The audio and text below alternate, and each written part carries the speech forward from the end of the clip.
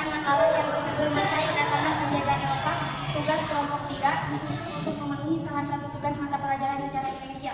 Guru Ida, Bapak Dimana, disusun oleh 1. Sinta, 2. Tian Abdullah, 3. Dianita Fauzi, 4. Ria Ladita, SMK Almasurian Mata Pelajaran. Dengan mengucapkan yang senantiasa melimpahkan berkah, rahmat, taufik serta hidayahnya. Mengingat terbatasnya kemampuan penulis dalam menyusun makalah ini, penulis sadar bahwa makalah ini jauh dari sempurna. Maka penulis diharapkan pembaca semoga makalah ini dapat bermanfaat bagi pembaca. Bab 1. Pendahuluan. Latar belakang. Latar belakang masalah sebagai sebuah negara yang berada di timur dunia, Indonesia memiliki kekayaan yang sangat berlimpah. Kekayaan yang dimiliki oleh bangsa Indonesia ini sangat menggiurkan bangsa lain untuk menduduki atau menjajah bangsa Indonesia untuk mendapatkan keuntungan yang melimpah dari hasil bumi Indonesia yang berupa rempah-rempah yang sangat populer dan sangat diperlukan oleh bangsa Eropa dalam kehidupan sehari-hari. Sebelumnya, bangsa Eropa mendapatkan pasokan rempah-rempah dari bangsa Arab yang kemudian dibeli oleh para pedagang Alexandria, Italia, dan lain-lain yang kemudian disalurkan ke seluruh Eropa sampai ke Eropa Utara dan Selatan. Sejak runtuhnya Konstantinopel dan kunisnya hubungan antara negara Konstantinopel dan negara Eropa, pasokan rempah-rempah yang biasanya disuplai oleh pedagang Arab ini menjadi langka dan banyak dicari oleh para warga Eropa. Sebab tersebutlah yang melatar belakangi bangsa Eropa mulai memenuhi permintaan rempah-rempah yang berkurang di Eropa. Saat itu, sehingga mulai beberapa ekspedisi dilakukan oleh beberapa negara hingga pada tahun 1497 Pasco dan Gama berhasil mencapai Kalkuta di pantai barat India. Kalkuta di saat ini menjadi bandar utara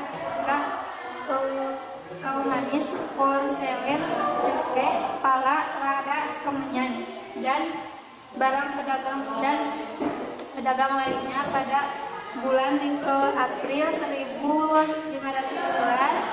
Albuquerque melakukan pelayanan dari Goa menuju Malaka dengan kekuatan kira-kira 1.400 orang dan 17 buah kapal.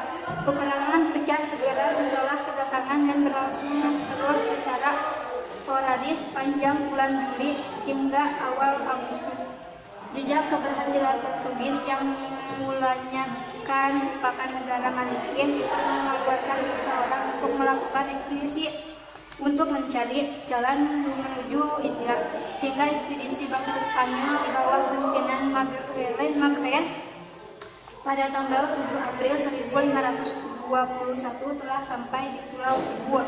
Bukan hanya Spanyol yang tertarik dengan kabar berita yang menyebutkan keberhasilan Spanyol mendapatkan rempah-rempah yang melimpah, akan tetapi berita itu juga menarik perhatian dari negara Belanda hingga Cornelis Hutem pada tahun 1596 menemukan jalur dipakai oleh Portugis pergi menuju ke Indonesia, hingga ia mendarat di Indonesia tepat ke daerah Banten.